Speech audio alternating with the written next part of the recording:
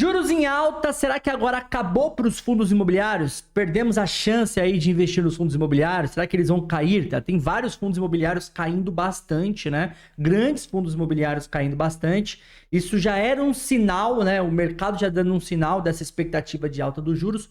Mas e de agora para frente, né? Então hoje a gente já tem aí vários bancos de investimento, analistas aí falando de Selic a 11,5% no final do ano. Nós temos mais 2 reuniões do Copom daqui para o final do ano. Se a gente está falando de Selic a 11,5%, a gente está falando de uma alta de 0,5 ponto percentual e uma de 0,25, né? Então, caramba, é uma baita de uma alta aí da Selic para o final do ano. Lembrando que no começo do ano, em janeiro de 2024, a perspectiva era que Selic ia caminhar para 9,5% no final do ano. 9,5%, e agora nós estamos trabalhando aí com uma perspectiva de Selic a 11,5%, 2 pontos percentuais acima do que era previsto lá no começo do ano. Mas a pergunta que não quer calar é: como que vai a bolsa, como que a bolsa vai seguir agora, como que os fundos imobiliários vão seguir agora? Então vamos falar sobre isso aqui no vídeo de hoje. Eu quero falar primeiro sobre um efeito macro, né? Então, como assim um efeito macro? O que acontece nesse movimento de juros subindo no todo, e depois a gente entra no micro, que são as ações, e depois os fundos imobiliários. Então assim, um efeito macro, né? Grande parte dos investidores da Bolsa de Valores são institucionais, são fundos de investimentos, multimercados, tem ali fundos de ações também, mas a maioria são fundos multimercados. E esses fundos, eles ajustam a sua alocação de acordo com a perspectiva de mercado. Então hoje, nós temos essa perspectiva de elevação tanto da inflação, através do IPCA, do IGPM, como da taxa de juros. Então esses fundos multimercados, eles começam a realocar o teu portfólio e tua carteira para ativos ligados, né, a este cenário de alta dos juros, né? Então eles compram juros, compram aí a elevação dos juros, tá certo? Então a gente já tem aí uma boa parte, aí um bom volume de dinheiro saindo da bolsa e indo aí para ativos ligados a juros. Então um efeito macro é ativos que nós chamamos de ativos de risco, eles começam a sofrer mais. Não tem jeito, ontem mesmo a bolsa já caiu, ações de bancos caíram bastante ontem. Por quê? Porque esse efeito manada, né? Essa galera começa a sair da bolsa de ativos de risco e alocar o seu portfólio em ativos mais ligados aí aos juros. Então, investidores saem dos ativos de risco e aproveitam as oportunidades da renda fixa, beleza?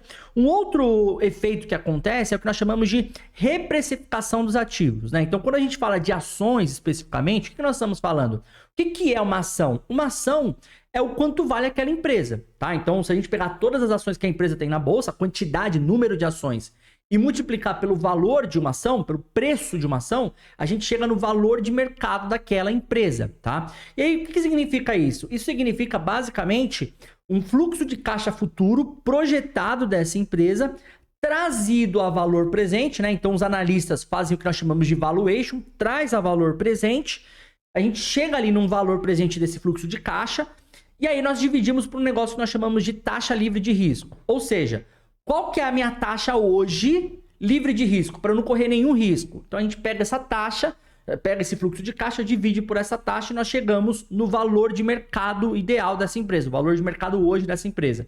E aí nós dividimos pela quantidade de ações e chegamos no valor por ação.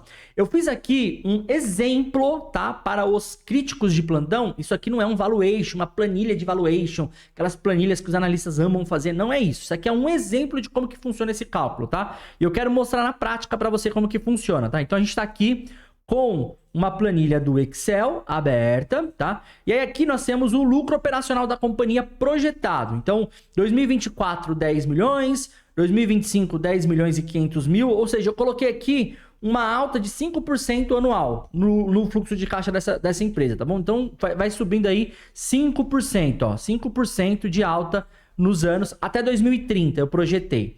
E aí nós temos aqui o fluxo de caixa somado, tá? Então nós temos aqui o fluxo de caixa, deu 81 milhões, 420 mil, R$ 84,53. E aí aqui que tá a grande questão, que é a nossa taxa livre de risco, né? E aí aqui embaixo nós temos o valor da firma, a quantidade de ações e o preço por ação. E aí, o que eu quero que vocês se atentem aqui? Deixa eu até dar um zoom aqui para vocês conseguirem ver melhor essa questão, ó. Então, o fluxo de caixa ele está projetado. O fluxo de caixa é isso, tá? Qual é a nossa taxa livre de risco? Se essa taxa está em 9%, olha o preço da ação que vai acontecer, ó. Se essa taxa está 9, olha o preço da ação, ó. Subiu. Foi aí para 12,45, tá? Se essa taxa está 8, 12,56. O preço da ação ele fica maior, né? Então o preço ele vai subindo. Agora, se essa taxa vai para 12%, o preço da ação diminui, né? Esse preço da ação, preço da companhia hoje, diminui. Se vai para 16%, já caiu ali para 11,70.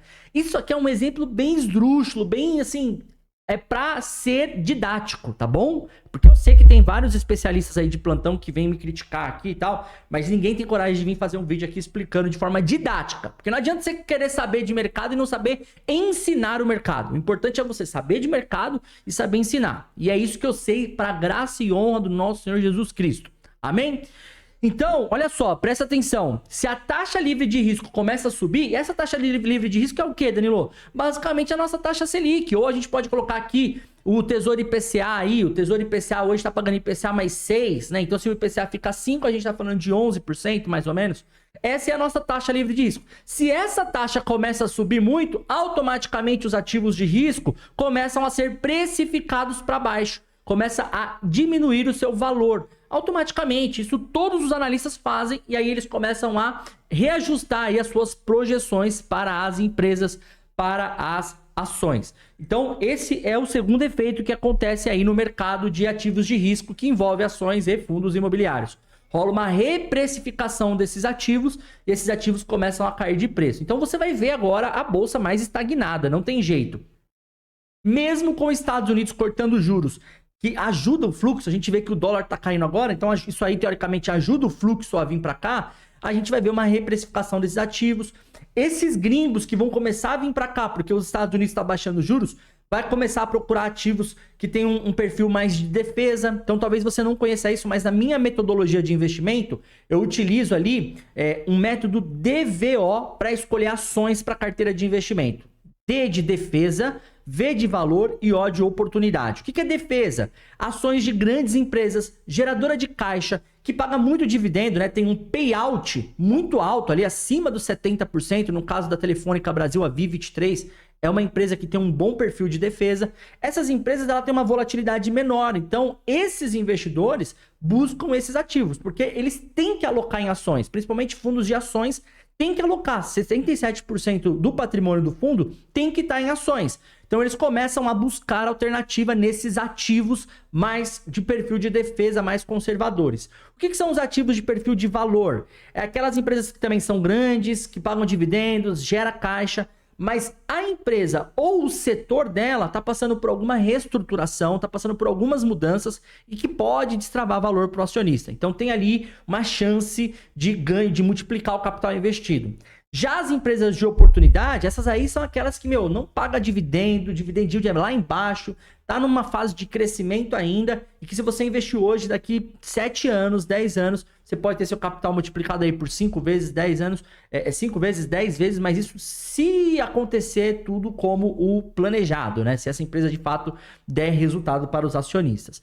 Então, agora, na parte de ações, eles vão procurar esses ativos mais conservadores. Agora, para os fundos imobiliários, o que acontece, tá? Então, os efeitos mais micro ali no setor de fundos imobiliários. Eu separei duas vertentes aqui, né? Então, a primeira, o famoso fundo de tijolo. Então, fundo que investe em galpão logístico, em shopping, em prédio comercial. O que vai acontecer com esses fundos? Eles vão ficar mais estagnados, não tem jeito, tá? Por quê? Primeiro, eles ficam mais estagnados porque eles sofrem mais com a taxa de juros. Então, esses fundos, alguns deles podiam estar em negociação de venda dos ativos, e com a taxa de juros mais alta, é mais difícil conseguir vender esses ativos, até porque eu estou com grana aqui para comprar um imóvel, para comprar um galpão logístico, para comprar um imóvel comercial, um prédio comercial. E aí está subindo juros, eu vou pegar essa grana e vou investir nos juros e não vou comprar esse prédio, entendeu? Então fica mais difícil para conseguir vender os ativos.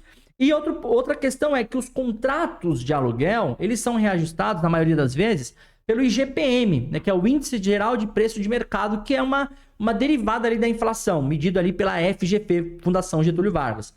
E agora, com o Banco Central sinalizando uma alta dos juros, o recado ele é único, né?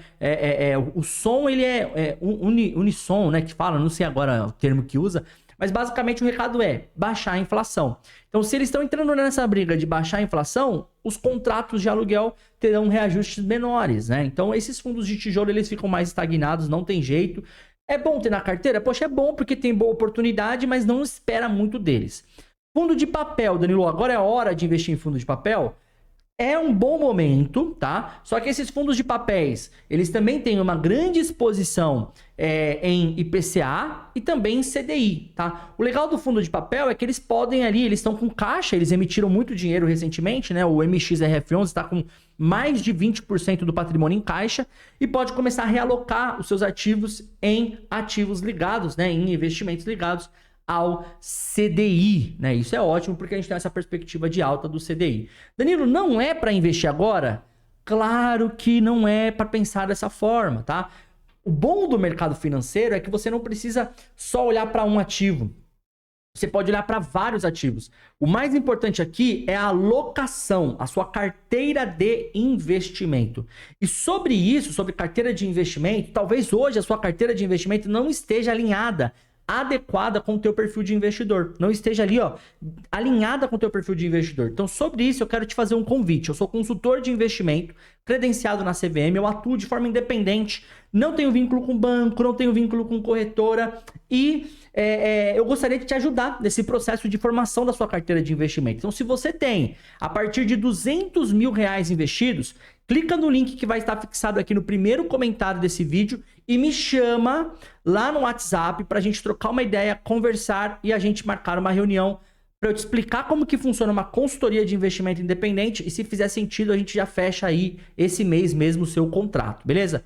Danilo, não tenho mais de 200 mil, eu tenho 80 mil investido, mas cara, eu gostei de você, eu gostei da forma como você fala, da didática e eu quero receber um suporte seu e da sua equipe. Vocês oferecem algum serviço? Claro que oferecemos. Aqui é diferente das corretoras. Lá nas corretoras, se você não tiver a partir de 300 mil, você nem é atendido. Você vai ser atendido por um robô lá no atendimento, né? Com a gente aqui não, tá? Com a gente aqui, se você tiver menos de 200 mil, nós podemos te ajudar como? Através de um serviço que nós chamamos de pronto-socorro dos investimentos. Que basicamente é uma análise, né? Uma curadoria ali, uma análise, eu e mais aqui 10 pessoas que participam da minha equipe, consultores, analistas, todos certificados, CNPI, CEA, CFP. Nós vamos olhar para a tua carteira de investimento e vamos realizar mudanças estratégicas, alinhando a sua carteira de investimento e adequando ela ao teu perfil de investidor. Diferente de quem tem mais de 200 mil, que é uma consultoria mensal, no pronto-socorro de investimento, você não vai ter essa recorrência mensal. Nós vamos montar a carteira e depois a gente vai fazer ali de 6 em 6 meses alguns ajustes, caso seja necessário. De qualquer forma, a gente tem aqui sempre serviços para poder te atender. Clica no link e chama a gente para a gente conversar, tá bom? Eu espero que vocês tenham entendido como que vai ser essa questão do mercado agora, né? Com esse novo cenário de juros.